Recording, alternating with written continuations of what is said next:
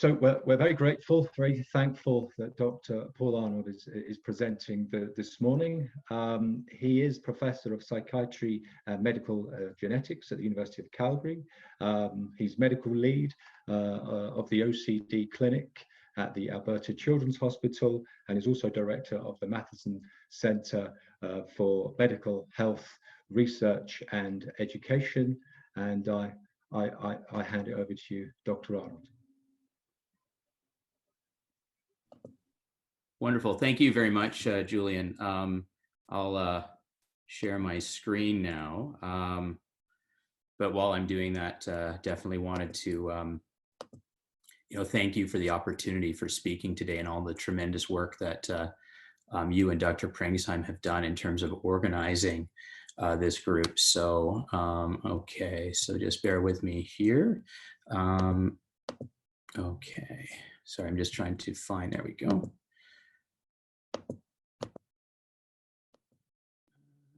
Sec.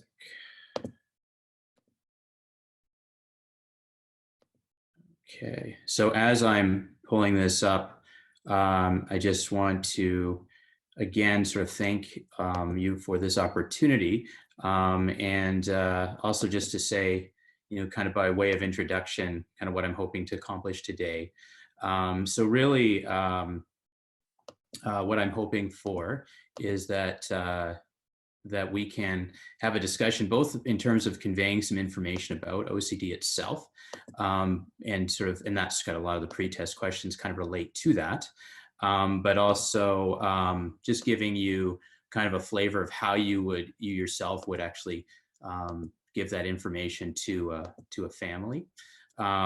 So that's sort of what I'm hoping to accomplish today. And one second here. And again, I think this is also going to set the stage for, here we go. This is going to sort of set the stage for future seminars. So I'm really going to try not to overlap too much with upcoming seminars for it. So for example, I'll be talking a bit about different treatments, but I won't maybe go into as much detail, particularly around cognitive behavioral therapy. I'll give sort of a brief overview, but I know future seminars, for example, from my colleague, Dr. Satt, will be covering that in more detail. So anyway, without further ado, first of all, please, if somebody could, let me know if you're having any difficulty at all seeing the slides, et cetera, or hearing me. Please let me know as we go along. So first of all, this is just my kind of this is my disclosures in terms of funding, et cetera, mostly research funding for various research initiatives that I've involved in. Not really, I don't see any direct conflict of interest with the what I'm going to be talking about today. So first of all, I think it's good to kind of start with first principles, and we often don't do that. And to sort of take a step back and say, why is all of this important? Why are we doing this in the first place? I think there's a few reasons for psychoeducation and its value in our work with families and with children and youth. So first of all, it's engagement. I mean, I think having that conversation, as opposed to just saying, here's the treatment, please go ahead and do it. I think it's extremely important for us to have that engagement, and psychoeducation can certainly accomplish that. Secondly, conveying realistic expectations, but also providing hope. So we don't want to give any sort of false expectation that there's an easy magic cure for complex conditions like OCD or Tourette's. But, I think in many cases, the prognosis, the outcome is really quite hopeful, and families may be very discouraged at the time that we see them. And I think providing that hope is really important.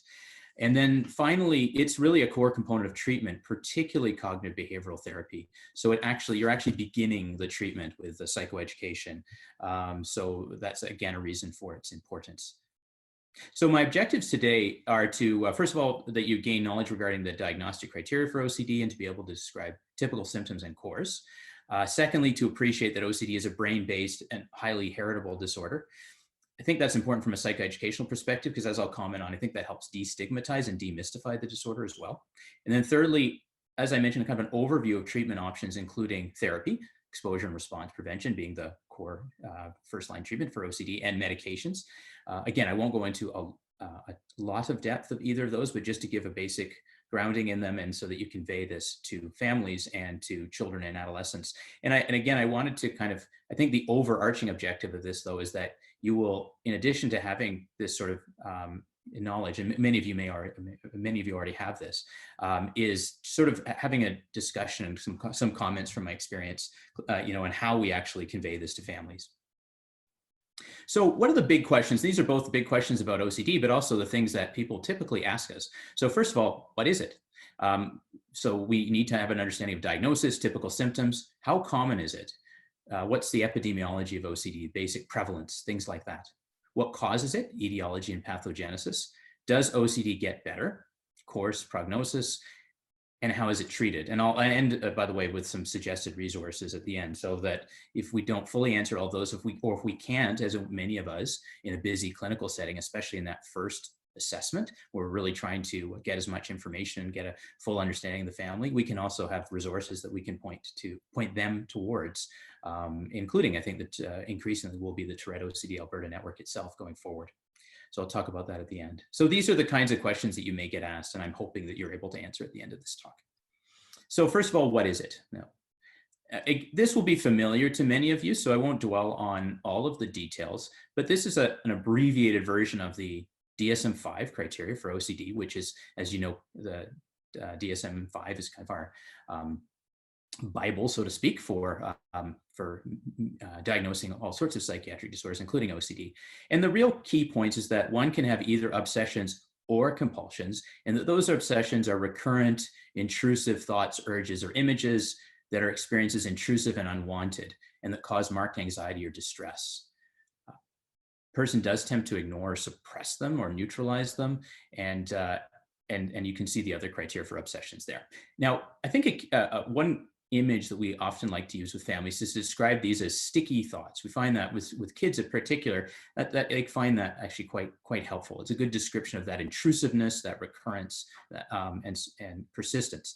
Compulsions, on the other hand, are defined as repetitive behaviors. So repetitive hand washing being a classic one, but also things like ordering, checking, et cetera. But they can also be mental acts, and often patients can find these very difficult to describe. So things like counting or praying in one's mind, or repeating words silently.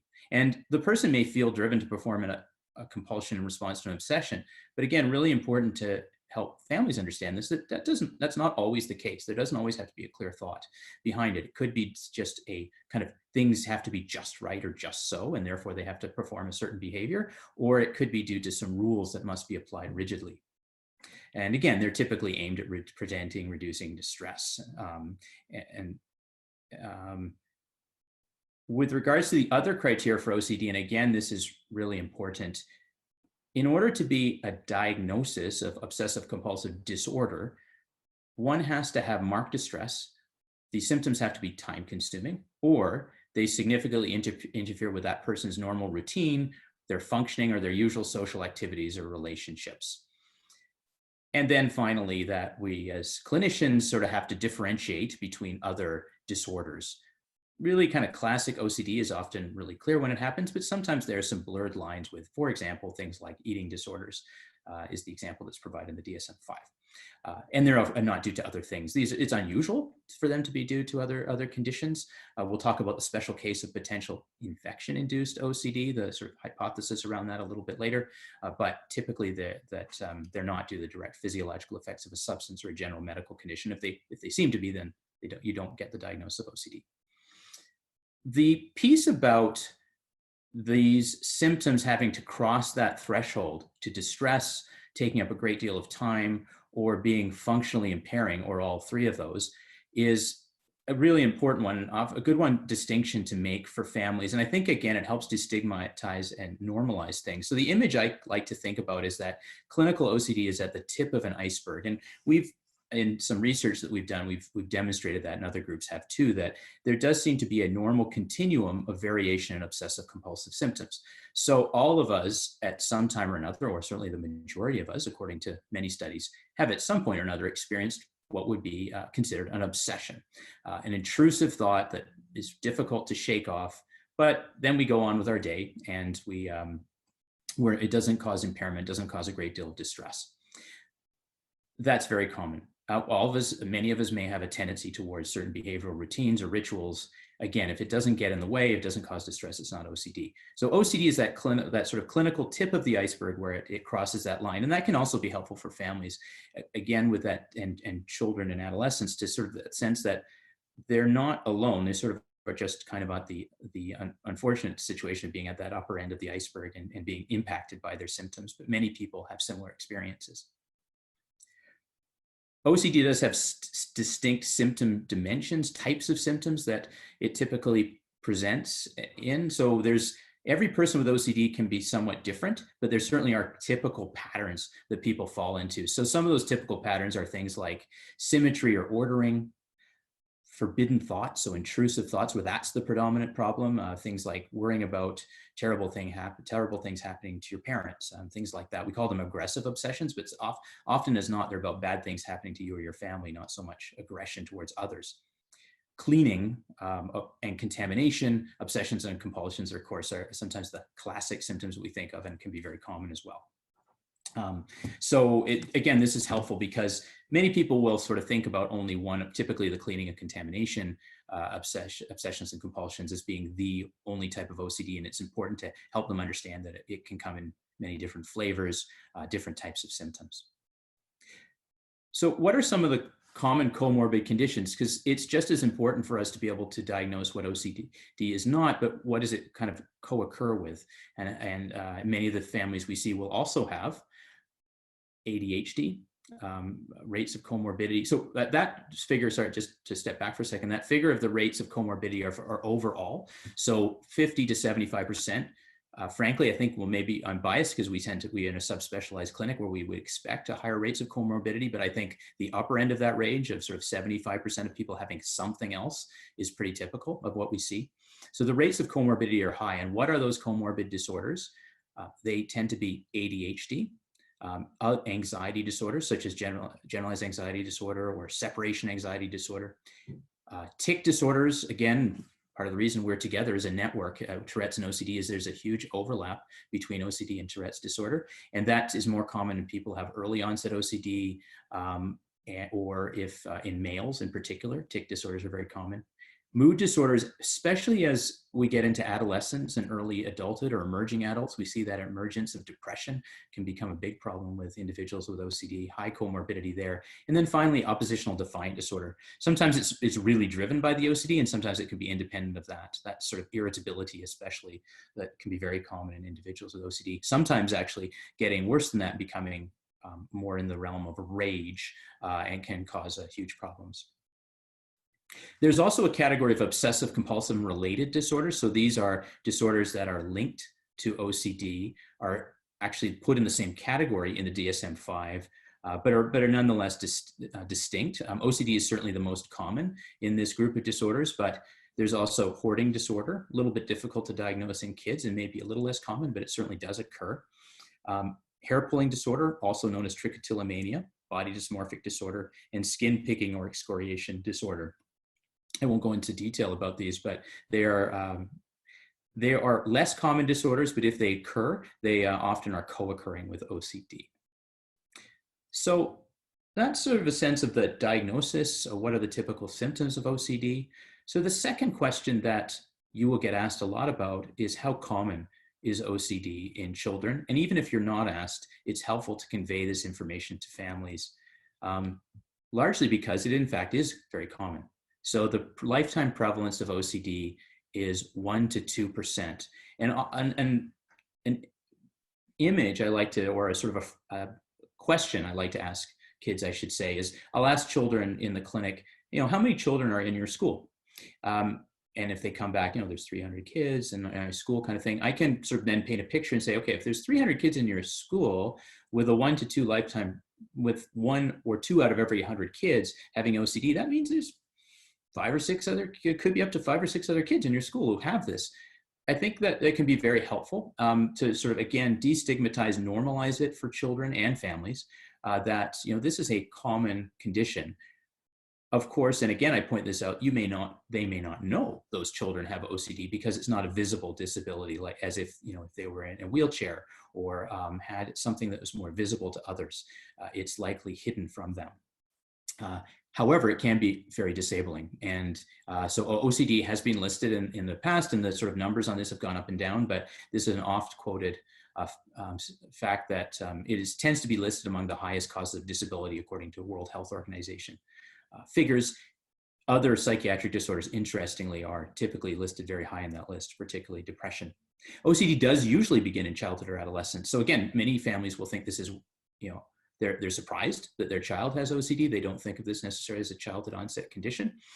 However, we do know that the median age, so in other words, half of people who develop OCD will develop it by the age of 15.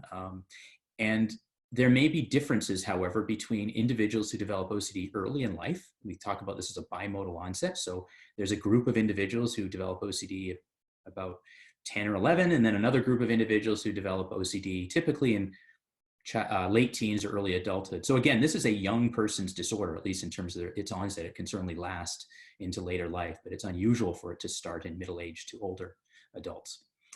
Younger children who develop OCD for the first time, so that first group of early onset OCD, and I think make up the bulk of who we see in our clinic, are more likely to be male.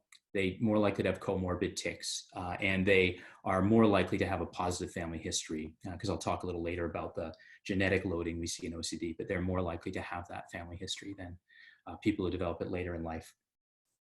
So what causes OCD? Again, one of the big questions you'll get, and people want to know, where did this come from?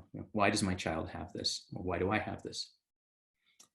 So in general terms, it's good to convey this in lay-friendly and child-friendly language, that OCD is a neurobehavioral disorder. It's something that's based in their brain. We all have differences in our behaviors, in the ways in which we interact in the world, in our tendencies towards things like anxiety compared to other people, just as we have differences in physical characteristics compared to others. So there is a biological predisposition to OCD, but it is also sensitive to the environment. There's a learning component to OCD, which is both means that OCD can be particularly sensitive to stressors, for example, in terms of the symptoms getting better or worse. But it also means that it's amenable to treatments like cognitive behavioral therapy or exposure and response prevention that have a strong learning component. So it's a good news, bad news situation in terms of its environmental sensitivity. OCD does wax and wane in its course. That's typical of Tourette's and tic disorders as well. And that can happen spontaneously sometimes, and we have to say to families, we don't know why it gets worse or why it gets better, but there are other predictable, especially in individuals, there are predictors that can make OCD better or worse. So, and again, this differs from person to person, but for example, the beginning of school, for some people will make things a lot worse. For some people that makes things better because they may have, maybe the summer is a time when they don't have enough routine and so forth. So it really depends on the individual, how they respond, but certainly environmental components can make the symptoms better or worse. We believe that OCD is due to changes in specific brain circuits, possibly including things like altered neurotransmitter signaling, sort of an area of active research. But we can confidently say that if we take a group of people with OCD, and this is often the language I'll use for families just to capture it in a sentence, if you were to take a group of kids or with OCD, and you were to put them in an MRI scanner and you compare them to a group of kids without OCD, there would be differences, and we know what some of those differences are. However, we're not able to use this as a diagnostic tool at this point. There are also things like altered cognitive processing. I won't go into that into detail, but things like if you do sort of certain kinds of cognitive tests, you'll find differences in things like cognitive flexibility, error processing, things like that. However, it's important to note that IQ is not affected. So people with OCD are certainly equally intelligent. They do not have, sort of using that term very broadly, they're, they are on average, their IQ, their cognitive functioning is equal to people who do not have OCD. Another perspective I find helpful with families and children is a evolutionary perspective. So first of all, the fact these behaviors are so common in the first place probably says something about human nature. There's probably something good about having OCD in small degrees, just as there is about being anxious in certain situations or having a capacity for anxiety. It has a survival value. So OCD isn't about weird thoughts or habits. And some people some kids and some occasionally I've heard clinicians describe it this way, that, you know, these are kind of weird thoughts, or their habits are unusual. In fact, they're, in a sense, they're not. A lot of OCD symptoms make a lot of sense in the right context. And actually, right now, I think we can talk about one that's really important. So I've had some families have sort of said this in a kind of, you know, slightly facetious way and said, you know, my child was like ready for COVID-19. They were, you know, the level of hand washing that we're seeing now that we expect is, and in fact is consistent with public health guidelines. A few years ago, if our child was washing their hands that often, we might have been concerned that they, you know, that it looks a little bit out of the norm, and it might suggest that they're a tendency towards OCD. Whereas, you know, now we accept that this is in this context of a pandemic, these behaviors are of value. So that's just one example, but we think that most OCD thought patterns and behaviors are actually to smaller degrees important for survival. The problem is that it's difficult to stop them, and they're clearly excessive to the context. So again, circling back to that hand washing example, even in the context of COVID-19, washing your hands to the point where your hands are red, raw, and chapped, which is not unusual for moderate to severe OCD, is a problem, no matter what the context. Another image that's consistent with that evolutionary perspective is that anxiety and OCD are like a false alarm that's difficult to shut off. So I sort of talk to kids about, you know, there are parts of your, you know, brain that actually function to tell us when there's danger in the environment. That's part of what our brain does. And the problem with OCD is that it can be a false alarm. So we can get concerned or worried about things when we shouldn't be. And also when that happens, it's really difficult to shut that off. And I think all of this sort of helps destigmatize the disorder, make sense of it, and that from a psychoeducational perspective can be very helpful. What are some of the causes and mechanisms of OCD? So again, I won't delve into this in a lot of detail. So one of the basic causes of OCD that we think is that there's a strong genetic component. So the immediate family members of children with OCD have a significantly increased risk of having the disorder themselves. We know that this isn't just because of shared environment, based on things like twin studies, for example. And there is an active area of research in which something which I'm very involved in, which is trying to find actual genes that are perhaps putting people at risk for OCD. But the most important thing to convey to families is that there can be a family history, and sometimes the family in front of you, of course, will have a strong family history of OCD. So that's helpful for them to know that it can run in families. Not always. There's not always a clear family history, but it certainly can.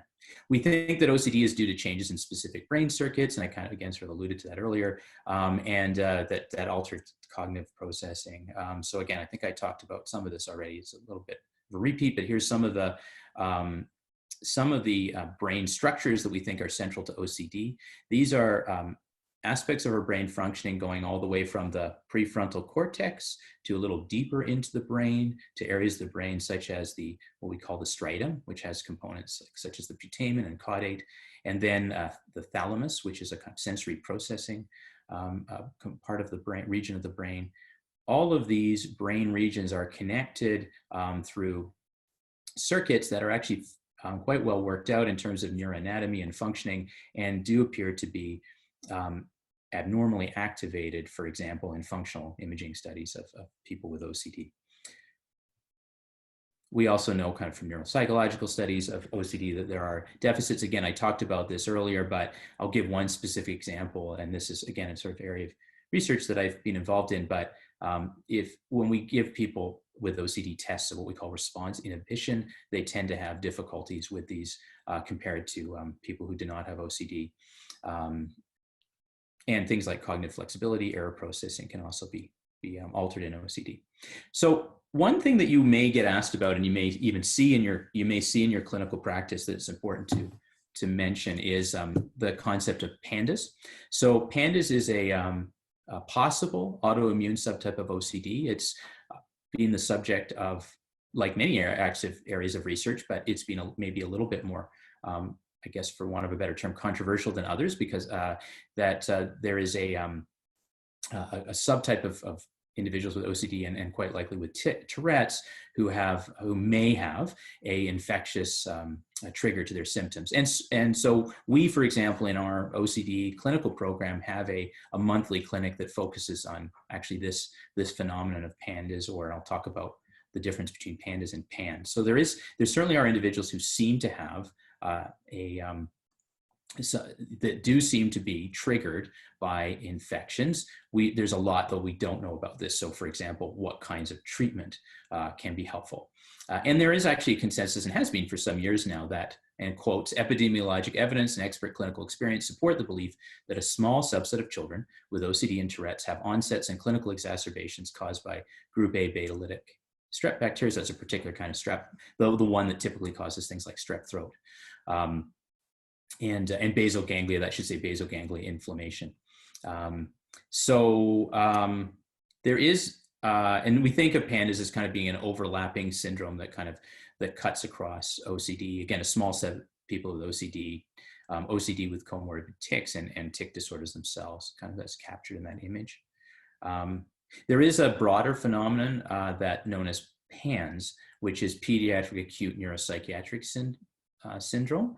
And that's this idea that there may be a broader group of individuals who do have a particularly abrupt onset of their symptoms. So one of the characteristics of this concept of PANDAS is the symptoms occur really suddenly. So, literally children will wake up, different than they were the day before in terms of having relatively severe OCD and associated symptoms. So here's the criteria for PANS. Again, this is not in the DSM-5. This is an area of research, but there's a number of international groups looking at this. And we also are we do pay attention to that in our clinical program and try and tease out whether we think that infections play a role in the worsening or onset of OCD symptoms in a particular individual case.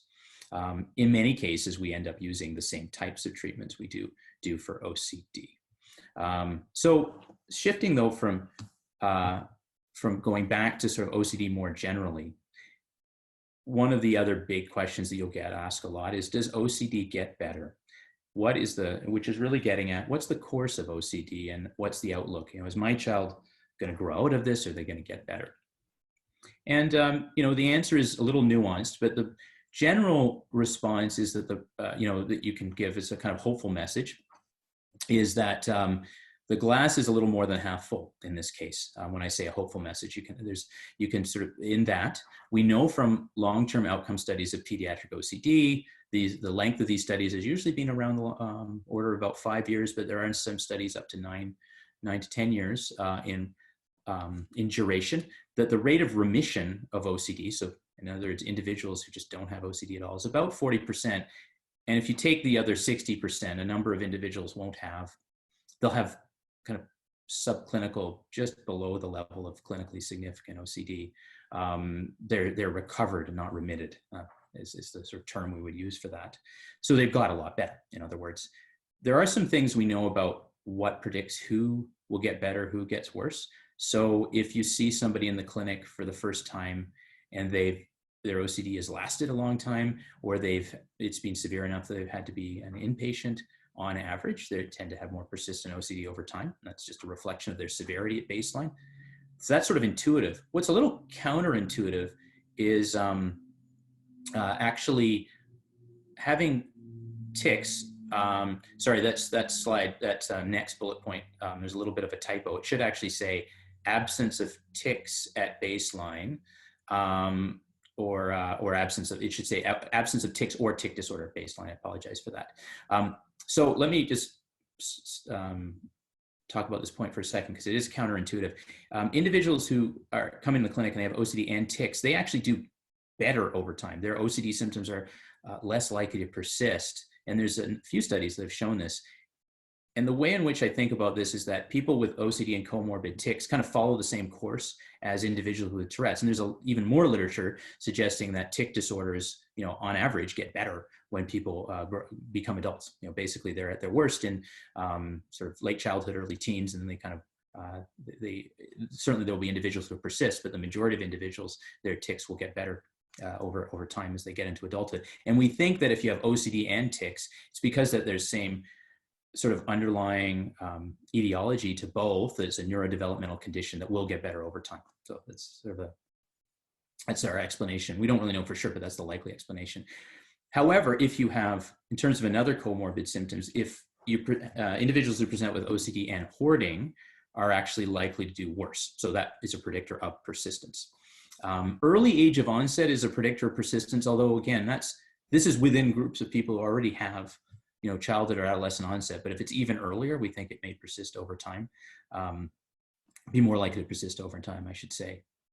In terms of the course of OCD, though, it's important to keep in mind, and probably this isn't something I necessarily get into with families, but more just to kind of keep on our radar as clinicians, is that if you follow people with OCD over time, other disorders are just as common at follow-up. So especially things like major depression and generalized anxiety disorder are just as common at follow-up as OCD itself. So they may, in other words, not necessarily have OCD if you look at them 5 or 10 years down the road, but they may have other psychiatric conditions. So there may be sort of a general predisposition to other things like mood or anxiety problems that continue. This is just to kind of give a kind of graphic illustration of that, over time. And this was, I believe, one of the longer studies by Macaulay and colleagues from about 10 years ago. So they followed people over time, and just broadly speaking, the kind of the colored boxes, the darker colors are the more severe symptoms and the lighter colors are the milder symptoms. So at follow-up, it's good that you see that the darker boxes are getting much smaller and the lighter boxes are getting bigger. So in other words, a greater proportion of, of those individuals are either completely subclinical, like this group, kind of that just under 40% figure that I mentioned, like there's no symptoms at all. And those who remain, a lot of them are in that very kind of mild range of OCD symptoms, as opposed to when they were seen at baseline. And again, this is a figure taken from an article written just over 10 years ago by Block and colleagues, kind of showing that difference with and without comorbid chronic tic disorders. That included people with Tourette's and chronic tic disorders. And as you can see, this is what they call a survival curve. So if it's lower, if the line is trending lower, that means they're more likely to their symptoms are less likely to be present. Their OCD is less likely to present. And that red line, when you follow them over a decade or more, they are less likely to have OCD, those individuals who had tics at baseline. So it just gives you a sort of general sense of outlook and prognosis. So how is OCD treated? And I'll use most of the remaining time kind of just talking about that and how we talk to families about treatment of OCD. So some important points are that the short-term goal of OCD treatment is really management of symptoms, not a complete cure. So the prognosis is good over time. So I think you can convey that hopeful message that I was just talking about in the last section, that over time we expect this to get better. But in the short term, this is going to take time. It's going to be hard work. It's going to take time, and we need to be mindful of that. Our first line treatments for OCD really haven't changed much over the last couple of decades. We've refined them, we've learned more about them, but they're essentially the same as they have been for some time. And they are cognitive behavioral therapy, specifically at the core of it. Cognitive behavioral therapy for OCD usually includes, should always include, I should say, exposure and response prevention. There may be some elements, cognitive elements added to that, but you need that exposure and response prevention. Medications are also a first-line treatment, specifically the selective serotonin reuptake inhibitors, and particularly for individuals who have more moderate to severe OCD.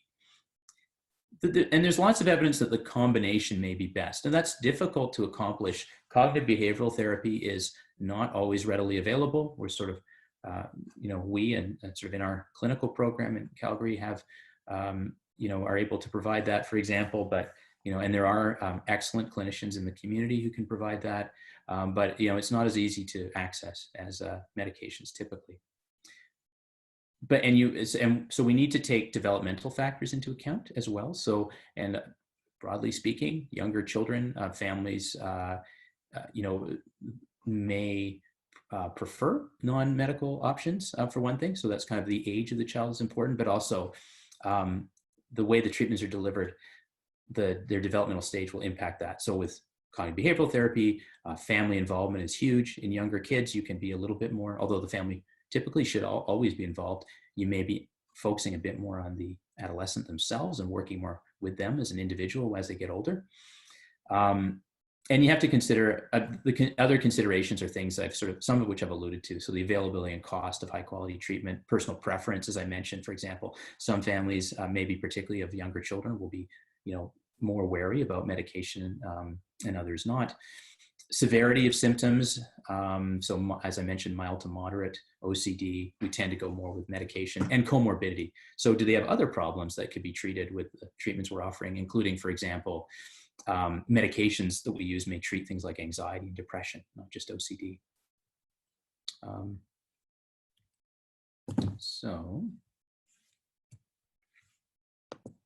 Sorry, there we go. My slides seem to freeze there for a second, but now we're on to the next one. So first line treatment for OCD, cognitive behavioral therapy. I won't talk in this a lot of detail because, again, there will be another webinar from my colleague, Dr. Sapp, that'll go into more detail about this.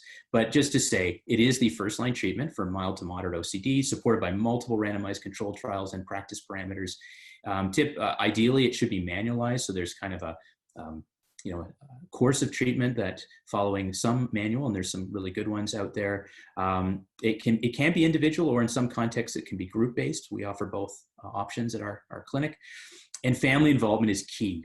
So you really want your parents as an ally in treatment. And also you need them involved to reduce what we call accommodation. So accommodation is that phenomenon where, families certainly don't cause OCD by any means, but sometimes they can basically contribute to that avoidance that an individual with OCD might have. So for example, for an child with OCD who has a lot of cleaning contamination issues, if parents are engaging in excessive cleaning, doing the laundry, several times a day, things like that, that's what we call accommodation. And that over the long term does not help with OCD. So we often need to work with families around that. And again, that core component of CBT is exposure and response prevention. And that's just sort of my illustration, the graphic illustration of what exposure has to be live, in vivo, so that individual, the kind of the thing people talk about is people sometimes taking it a step higher. And again, I don't think I'd recommend this particularly in these times of actually doing this, but sometimes cognitive behavioral therapists will push patients just a little farther than their comfort zone, or maybe even sometimes our comfort zone, in terms of being able to touch things and knowing that nothing really harmful will happen to them. So I'm not going to get into sort of the nitty gritty of pharmacotherapy for OCD. I know there'll be some physicians on this webinar. Many of you are not, but I'll just give a broad overview. So again, for moderate to severe OCD, medication is indicated, ideally in combination with cognitive behavioral therapy.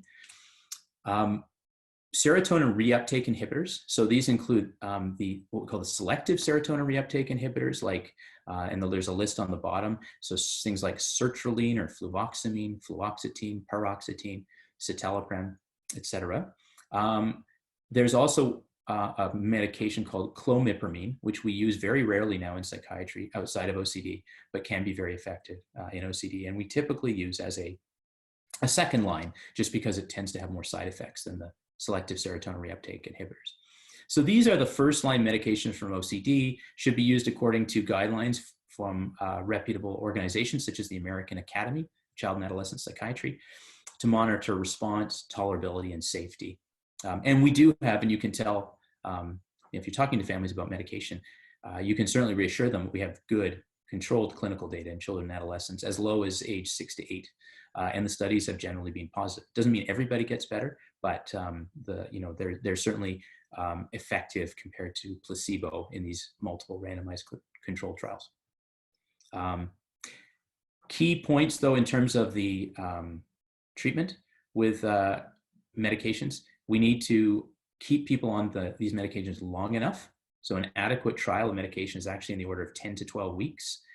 Response rates are about 50%, so about half will get better. And by better, classically, this is we can use rating scales like the Children's Yale-Brown Obsessive Compulsive Scale, and we'll see about a 50% reduction in severity based on such scales. but remission rates are about 24%. So, and that's based on studies such as the pediatric OCD treatment study, a kind of classic study that was done some years ago. So we should really be talking again about this management, not cure phenomenon, that, you know, the likely outcome is response rather than remission in the short term. We do know, again, from these, there's lots of evidence, and I won't go into the details sort of down at the bottom of the slide, that these medications are effective. We don't know as much about how well they work over a course of greater than a year. We do know that some individuals, kids, need to be on them a longer term, and sometimes they will continue to get even better when they're on them longer. But typically we think of these, and I don't think this is a point I have on the slide, but we do talk about these being medications that we keep individuals on for about 1 year after a positive response. And after that, we consider tapering them or reducing them, in other words, the dosage, or perhaps even discontinuing them, depending on how they're doing. And I won't dwell on this. This is just some of the, again, the evidence from things like meta-analyses that these are effective. So these are looking across multiple studies, looking at the collective evidence, again, very strongly in favor of using SSRIs, that they can be helpful. I mentioned briefly this pediatric OCD treatment study. It's maybe, you know, it may be helpful just to be able to tell families that, and for you to know that there have been good treatment studies. We still haven't done much better than this, even though this is now years ago, that we had the pediatric OCD treatment study was a multi-site study, relatively small for these kinds of multi-site trials, 112 pediatric OCD patients, but it was well designed and rigorous. And they compared people with medication, in this case, sertraline, cognitive behavioral therapy plus sertraline, or placebo for 12 weeks. They had a manualized approach, including psychoeducation, for the treatment, the cognitive behavioral therapy. And they found that the response, that all the treatments were better than placebo, but the combination was basically best. And then if you looked at sertraline, it was equal to CBT. This is in terms of response. So do they get better? Yes, they get better with treatment. Combination is best. Medication and CBT about equal. Placebo, not good. But with regards to remission, clearly combination treatment is better. So if they're going to get, and that's again a helpful message for families, that at some point the cognitive behavioral therapy will be really important, even if it's difficult to access in the short run. It's really important to see if we can access that over time for them, in order for them to get that into that remission stage. And this is a graphic illustration of that. You see that combination treatment sort of in the bar on the left being higher than the cognitive behavioral therapy, which is in turn higher than sertraline, which is still helpful, but in terms of remission, the rates are getting pretty low. And then placebo, obviously very low response here. I won't go into a lot of detail, partly in the interest of time, but also just maybe more detail than you need for this particular seminar. We do know there are some predictors and moderators of outcome, one of which is, for example, that it looks like the medications we use for OCD may not be so great for people who have comorbid tic disorders, which can be more challenging to treat with a medication. But they seem to respond equally well to cognitive behavioral therapy. We know that things like, if predictors of improvement across treatment conditions are things like, many of them are very intuitive. So if you're less severe, you're likely to do better over time, et cetera. One interesting, though, thing, and I think this needs to be replicated, and we don't really know why this is, but it seemed like if you had a strong family history of OCD, you were less likely to respond to CBT alone. And we don't really know why that is, but it's something that I think may be useful to know. So I wanted to kind of, the end, tie things together and talk about, since this is a session about psychoeducation, not just about knowing yourself, some of the basics of OCD, but also how do I convey that to families and children and adolescents? How do we present the treatment plan? What are some of the kind of key bullet points we need to think about in that maybe short time we have to provide psychoeducation to families? So again, going back to first principles, we need to think about, well, so why are we talking to families about OCD in the first place? Why can't we just say, you have OCD, here's the treatment, good luck.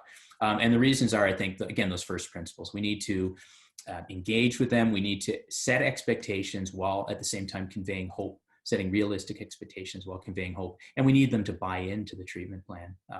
in order for it to be successful. So I think some key points is I think it's good to have rapport, and hopefully you've already done this with a family anyway, that maybe by meeting with them and working with them, you know, either their family already have a relationship with it, or you're someone they're seeing for the first time, just having that kind of, and I think when you're conveying this is particularly true with children. I think it's good to be relaxed. And if it works with your personal style, to, you know, use humor or make it kind of use analogies that are, you know, like the sticky thoughts, you know, kind of easy, lay friendly language, but still be genuine, direct, and honest. Talk about building skills to battle the OCD. What we're going to be doing is we're going to be helping you build some skills. That's particularly important for CBT. One thing I don't point out there is, how do I explain the medication in that context? Typically, I'll tell people that it's another tool in our toolbox, and in order for them to be able to benefit from the skill building, some kids need medication. And, you know, if they do, then I explain that you will likely benefit from medication to just help make the other treatment work better. And it can also be helpful for OCD on its own. This image of them being part of a team, so you as a treatment provider, the family themselves, the patient, you're all working together, is a good thing to convey. And then it's good to normalize and externalize OCD. For younger children in particular, they may want to give it a name that makes sense to them. Call it, you know, some germy if they have contamination. OCD is one that we've heard from kids, so that sort of thing. And that's a component of therapy, is sort of as a narrative component, where this idea of externalizing the symptoms is important and can be helpful. So how do we present the treatment plan? Again, some of this is review, but this is kind of the sequence in which we would go in our clinic. So first of all, we would confirm the diagnosis. We would provide answers to most common questions. So it's common, you're not alone. It's a brain-based disorder that can run in families, but can also be sensitive to the environment. It gets better over time, but the short-term goal is management, not cure. And then we would talk about the treatment plan. If you're fortunate enough, as I am, to have to be working with colleagues, you know, you can each talk about the area that you have expertise in. If you're, you know, in the more common situation, you just kind of want to break it down systematically into describing, here's the medication, here's how it works, here's the therapy, here's how it works. And then if they have questions, then there's some suggested resources for youth and families. So here's some of the resources I like to point people towards.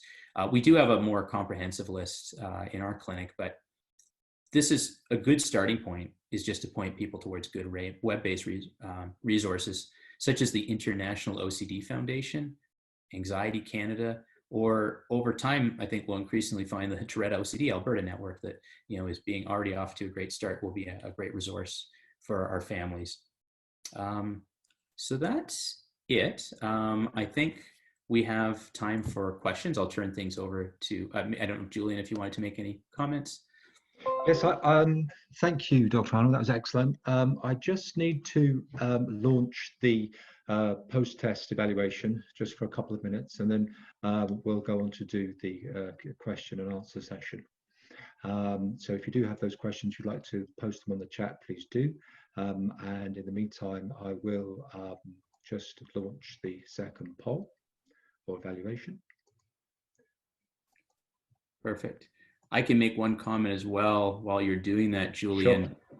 One of the questions, or there was a kind of a group of questions about sharing of the slides.